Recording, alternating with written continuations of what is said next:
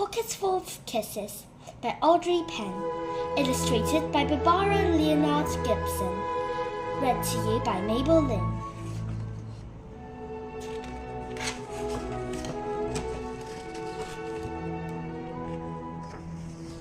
Chester Raccoon sat in the hollow of a tree stump and pouted. "Please, can we give him back?" he asked his mother.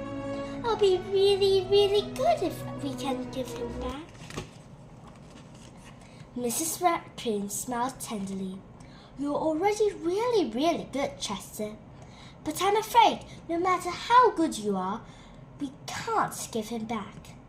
Besides, I thought you liked having a little brother." "I did like it at first," admitted Chester. "But now he plays with my toys and swings on my swings and reads my books. Now he pulls my tail and talks to my friend and follows me everywhere I go." Mrs. Raccoon lifted Chester onto her lap and smoothed out his worried, furry forehead. "That's what little brothers do," she explained in a very motherly tone. "It's no different than sharing the woods, or sharing the stream, or sharing the food we find. Ronnie wants to be just like you."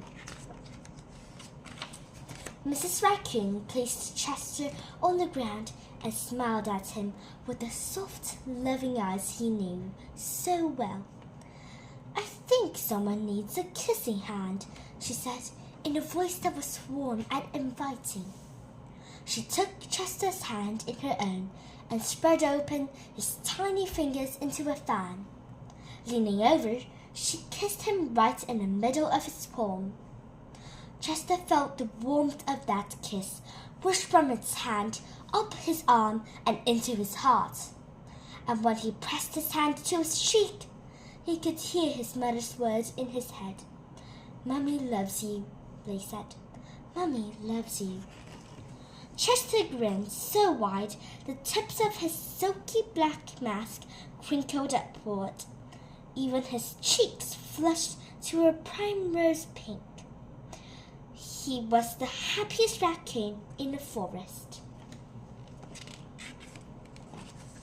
Then, in the blink of a moment, all the joy went out of the little raccoon. His pink cheeks paled, and a stream of tiny hot tears fell like spring rain down his sad little face. Even his silky black mask drooped as he watched his mother reach down, take Ronnie's hand in her own, open his tiny fingers into a fan and kiss his mother right in the middle of his palm. "That was my kissing hand," Chester gasped in the saddest voice his mother had ever heard.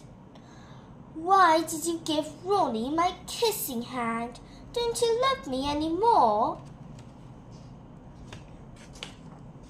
"Oh, Chester," cried Mrs. Raccoon, "of course I love you." "Then how come you gave the baby my kissing hand?" asked Chester. Mrs. Raccoon gathered Chester up in his arm and gave him a great big comforting hand. "I would never give Ronnie your kissing hand," she assured him gently. "That was his kissing hand. Now you each have one of your own." Chester wiped away his tears and settled in his mother's lap. "If you give both of us kissing hands, won't you run out?" Mrs. Raccoon laughed. "Would you like to hear a story?" she asked Chester. "About kisses?" "About stars," said Mrs. Raccoon. "Every night, just before the sun goes down, it reaches out with its rays and touches every star in the universe. One by one, the stars light up and shine down upon us. Even on nights we can't see the stars, they're up there sparkling away. No matter how many stars fill the sky, the sun will never run out of light, and its rays will never stop reaching out to them. That's the way it is with kissing hands. When somebody loves you, their kisses are like the sun rays, always there and always shining. No matter how many kissing hands I give you and Ronnie, I will never, ever run out. But you're right about one thing, Mrs. Raccoon told Chester. Ronnie's big brother brightened his eyes and looked surprised. What's that?